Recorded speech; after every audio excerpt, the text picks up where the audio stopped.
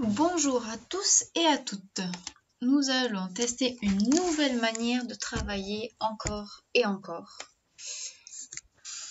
Vous avez déjà vu ce logiciel que j'utilisais parfois sur mon ordinateur. Je projetais au tableau. Donc, nous allons continuer comme ça. Vous m'entendez? Vous ne me voyez pas. Pourtant, je suis derrière mon ordinateur. C'est moi d'ailleurs qui fais bouger la souris. Vous voyez? Et comme ça, on va pouvoir avancer ensemble. Donc, nous allons commencer par de la grammaire. Vous allez avoir besoin du tableau, mon carnet de grammaire, celui-là. Et vous allez avoir besoin de la leçon, la nature des mots, celui-là. On va commencer par lire. Donc moi, je lis. On va faire comme parfois, je lis. Et vous suivez avec votre doigt. Donc on commence la nature des mots. Donc le déterminant, c'est le petit compagnon du nom. On le trouve au féminin ou au masculin, au singulier ou au pluriel. En dessous, il y a des exemples. Le, la, un, une, les, des, mon, ton, son, sa, ma, ta, sa, mes, et, c'est, cette, ce. C'est donc la liste de déterminants et on vous dit que pour reconnaître le déterminant, on peut se dire que c'est le petit compagnon du nom, c'est-à-dire qu'il est toujours devant le nom. Et selon si le nom il est masculin, féminin, singulier ou pluriel, le déterminant lui aussi l'est. On continue avec le nom. Le nom, c'est un objet, une personne, un animal ou un lieu. C'est un nom commun ou un nom propre. Chien, docteur, table, crayon, cuisine. Tout ça, ce sont des noms communs.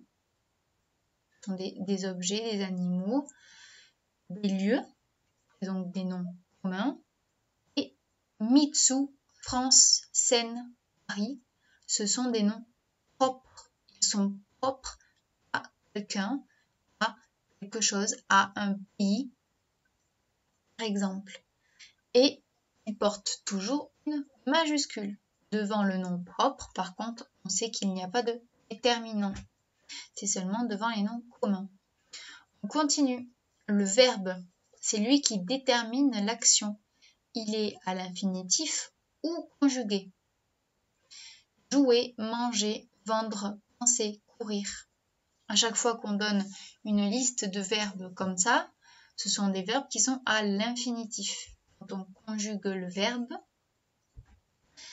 il n'est pas forcément à l'infinitif et il est conjugué, nous on connaît la conjugaison en tout cas au présent, à l'imparfait, au futur. On continue avec l'adjectif en rouge. C'est un compagnon du nom. Il décrit comment est le nom. Rouge, gentil, méchant, grand, petit, vieux. Le pronom personnel, je rajouterai moi sujet, parce que c'est le sujet du verbe, pronom personnel, dans ce qu'on apprend là. Donc le pronom personnel, il remplace un groupe nominal. C'est le petit remplaçant du nom. C'est le commandant du verbe. Je, tu, il, elle, on, nous, vous, ils, elles. Alors, première explication sur la première phrase. On dit que le personnel sujet, il remplace un groupe nominal. Parce que vous avez déjà eu l'habitude, grâce aux exercices que nous vous avons donnés, vous avez vu que, par exemple, dans une phrase, papa mange beaucoup, par exemple. Papa, c'est un groupe nominal, parce que c'est un nom. Alors on peut dire mon papa mange beaucoup. Mon papa, c'est bien un groupe nominal. Et on peut le remplacer par il. Mon papa mange beaucoup. Hein, il est gourmand. Le il va permettre de ne pas répéter le groupe nominal. Mon papa. Et donc il remplace le groupe nominal à ce moment-là. C'est pour ça qu'on dit dans la deuxième phrase que c'est le petit remplaçant du nom. Et enfin, c'est le commandant du verbe. Pourquoi? Parce que c'est le sujet. Mon papa mange beaucoup. Il est gourmand. Il, c'est bien le commandant du verbe puisque c'est le sujet. C'est pour ça que on appelle ça des pronoms personnels sujets. Je, tu, il, elle, on, nous, ils, elles. Bien, donc maintenant qu'on a lu cette leçon-là de la nature des mots qui complète la fiche méthodologique que nous vous avons donnée pour reconnaître la nature des mots. Donc vous avez ces deux feuilles-là, vous pouvez vous servir de ces deux feuilles-là. On va pouvoir travailler ensemble sur ça, le tableau, mon carnet de grammaire. Alors qu'est-ce que c'est ce tableau? C'est un tableau que vous devez remplir. Alors, comment? Colonne par colonne. Ici, on a la colonne des déterminants. Ici, on a la colonne des noms. Ici, la colonne des adjectifs. Ici, les pronoms personnels. Et ici, des verbes.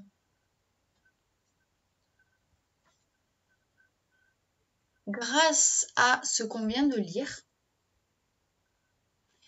vous devez trouver vous-même des déterminants, des noms, des adjectifs, des pronoms personnels, des verbes. Sans vous aider de ça. C'est-à-dire que cette leçon-là, vous la mettez de côté. Maintenant, vous allez inventer vous-même, trouver vous-même des mots que vous pouvez mettre dans les déterminants, dans les noms, des adjectifs, des pronoms personnels sujets et des verbes. Vous allez seulement mettre 3 mots par colonne. Donc il va falloir trouver 3 déterminants, 3 noms, 3 adjectifs, 3 pronoms personnels sujets et 3 verbes. Pour cela, vous remarquerez que c'est pas anodin, ça veut dire que ce n'est pas du hasard que la première colonne soit consacrée aux déterminants après qu'il y a les noms. Puisqu'on a bien dit que les déterminants étaient toujours devant les noms. Ensuite, il y a la colonne des adjectifs. Pourquoi? Parce qu'on a dit que les adjectifs, c'était le compagnon du nom. D'ailleurs, ensemble, tous les trois, ils forment le groupe nominal. Le groupe nominal peut être formé du déterminant et du nom, on l'a déjà dit. On a aussi dit que l'adjectif pouvait aussi compléter le nom. Donc ensemble, tous les trois, ils pouvaient aussi faire un groupe nominal. C'est pour ça qu'ils sont là tous les trois à côté. Et ensuite, il y a le pronom personnel sujet qui est juste avant le verbe. C'est normal puisque les pronoms personnels sujets, on les trouve toujours juste avant le verbe. Donc aujourd'hui, vous allez devoir compléter ça. Pour le compléter et pour trouver des idées, vous pouvez regarder autour de vous, tout simplement, pour avoir plus d'idées. Vous pouvez aussi chercher sur le dictionnaire si vous voulez. Ou alors chercher dans un livre, par exemple, si vous voulez trouver d'autres idées. C'est donc votre travail de la journée. Pour vous corriger, soit vous demandez à papa et maman qui sont capables de vous corriger, soit vous nous l'envoyez par WhatsApp, comme vous le faites, pour qu'on vous corrige. Soit vous pouvez regarder dans le dictionnaire si vous en avez un. On a appris à chercher dans le dictionnaire, mais ça, on n'y a pas encore trop prêté attention. Vous cherchez dans un dictionnaire un mot. Donc, par exemple, vous allez écrire le déterminant. Je vais vous donner un exemple. Donc, UN. Je cherche dans le dictionnaire le mot un. D'abord U, puis après N. Donc, une fois que j'ai trouvé le mot, je vais avoir une définition du mot. On a vu que juste avant la définition du mot, il y avait souvent des lettres qui indiquaient la nature du mot. Et on avait vu que par exemple pour nom, il y avait écrit in. Point après. Si c'était un adjectif, le mot il y a écrit a. Si c'est un verbe, il y a écrit v. Donc en regardant le mot que vous avez écrit dans le dictionnaire, vous pouvez trouver si c'est la bonne nature de mot. Ça aussi, ça peut être une très bonne révision. Je vous laisse faire. À vos crayons, je vous suggère d'utiliser plutôt le crayon à papier. Bon courage à tous!